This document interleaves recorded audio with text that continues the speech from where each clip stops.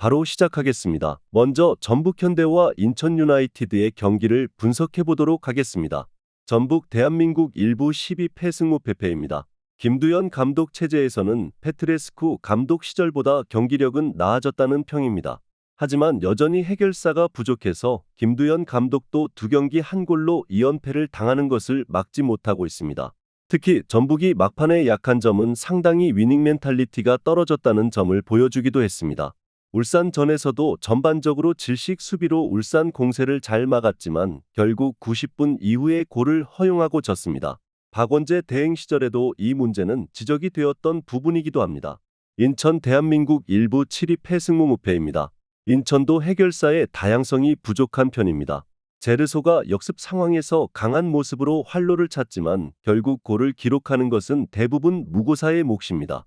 물론 무고사가 몬테네그로가 유로에서 탈락하면서 A대표팀에 차출된 상황은 아니지만 그래도 인천이 경기력 대비 골 기록을 높게 쌓아갈 것이라고 생각하기는 어렵다고 보는 것이 옳을 듯합니다. 전북도 어느 정도 공격이나 경기력 자체는 꽤 나아진 편입니다. 하지만 해결사가 상당히 부진한 흐름이라는 점이 아쉬울 것으로 보고 있습니다. 무고사가 있는 인천이고 전북의 막판 집중력이 상당히 좋지 못하다는 점도 사실입니다.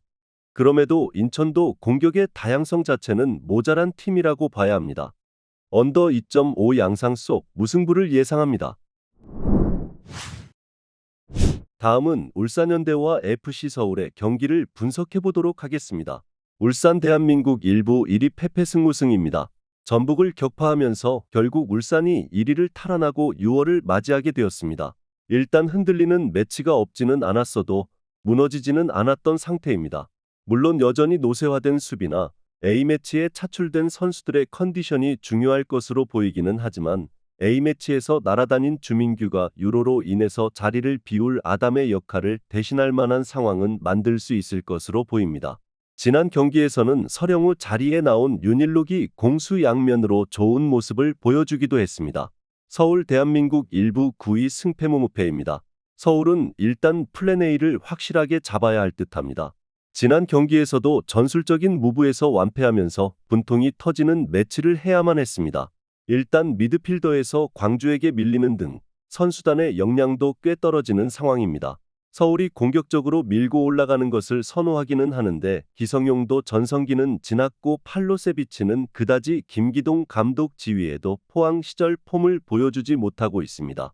일단 지난 경기에서도 공수 양면에서 모두 나쁘지 않은 모습을 보여주기도 했습니다. 서울이 여전히 플랜 A나 미드필더 싸움에서의 역량이 뚜렷하지 않다는 점도 포인트가 될 것입니다. 물론 울산도 A매치 여파를 어느 정도 맞은 상황이기는 하지만 주민규의 폼이 A매치에서도 좋았다는 점은 다행이라고 볼 수 있겠습니다. 울산현대의 승리를 예상합니다. 다음은 대구FC와 제주유나이티드의 경기를 분석해 보도록 하겠습니다. 대구 대한민국 1부 12위 승승패패패입니다.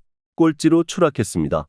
문제는 시민구단의 특성상 여름 이적 시장에서도 별다른 보강 없이 시즌을 치러야 할 가능성이 매우 높다는 점입니다. 물론 감독이 상당히 어린 선수들을 적극적으로 사용하면서 경기력에 스피드를 더한 점은 평가의 여지가 있지만 결국 어린 선수들에게 너무 많은 것을 맡기도 있다는 생각은 드는 것이 사실이기도 합니다. 결국 고액 연봉자인 세징야와 에드가의 경기력이 점점 떨어지고 있다는 게 문제입니다. 제주 대한민국 1부 6위 무패승승패입니다. 제주는 부상자들 때문에 고민입니다. 일단 돌아올 선수들도 공격수들보다는 수비수들이라서 김학범 감독은 상당히 실리적인 전술로 가닥을 잡고 있습니다. 최근 3번의 승리가 모두 1대0 승리였으니 강원에게 지기 전까지는 어느 정도 나쁘지 않은 성과를 냈던 셈입니다. 대구를 상대로도 토너먼트를 하듯이 운영할 것임을 시사했는데 다행히 대구가 문전에서의 힘이 아주 뚜렷한 팀이라고 볼 수는 없습니다. 일단 대구의 공격력이나 결정력이 상당히 하락한 상태입니다.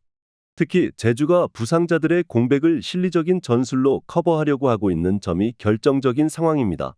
물론 제주도 일단 공격력을 거의 반 포기하는 식으로 나올 가능성이 높습니다. 무승부를 픽하는 것도 방법이 될 수는 있겠습니다. 언더 2.5 양상 속 제주유나이티드의 핸디캡 승리를 예상합니다.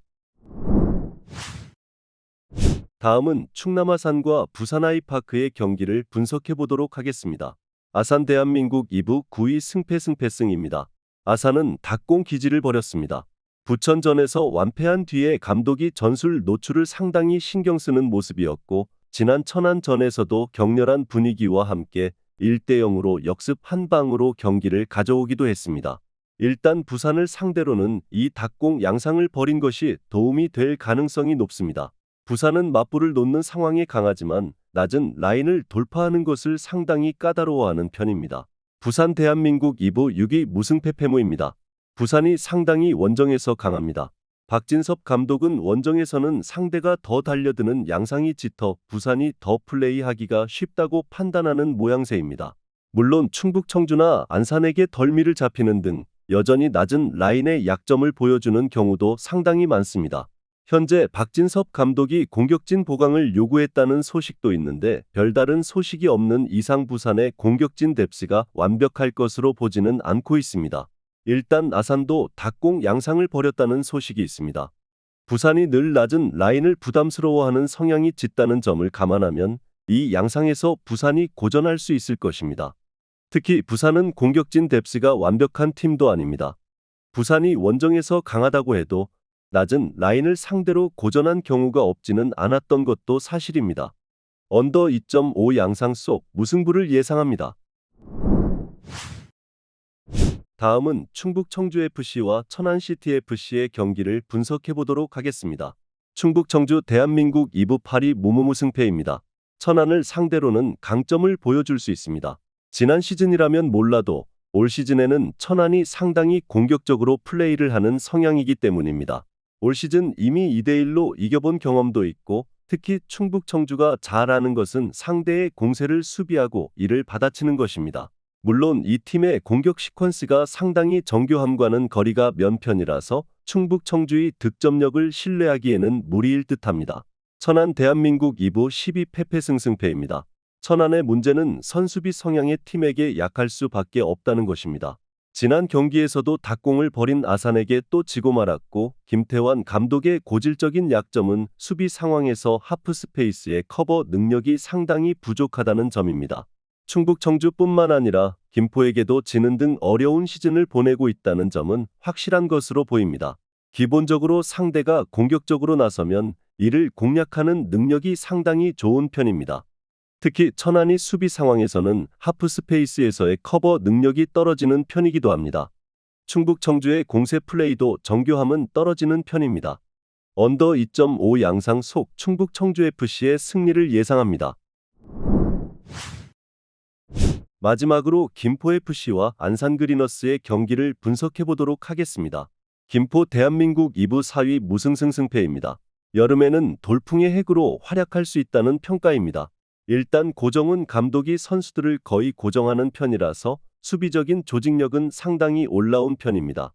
5월에는 후반 실점이 많아진 것이 단점으로 꼽히기도 했지만 실점의 폭 자체는 높지 않은 편입니다. 애초에 외국인 공격수를 넣어서 승부를 보는 시간대가 후반이기도 해서 후반에 김포가 골을 기록하면서 이득을 챙긴 경우도 상당히 있었습니다. 홈에서 연전을 한다는 점도 김포 입장에서는 다행입니다.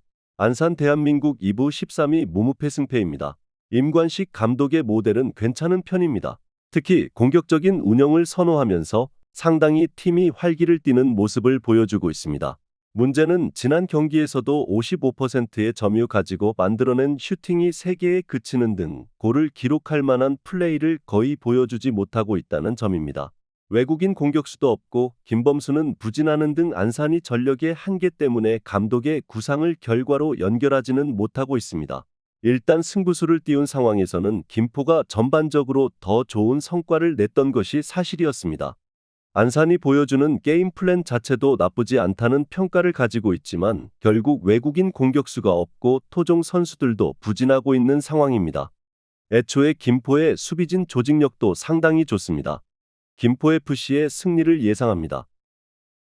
영상에서 알려드리는 내용들은 모두 1차 분석 내용들이며 2차 분석과 최종 조합픽은 영상 하단 고정 댓글 링크로 문의 주시면 안내 도와드리도록 하겠습니다. 시청해주셔서 감사합니다.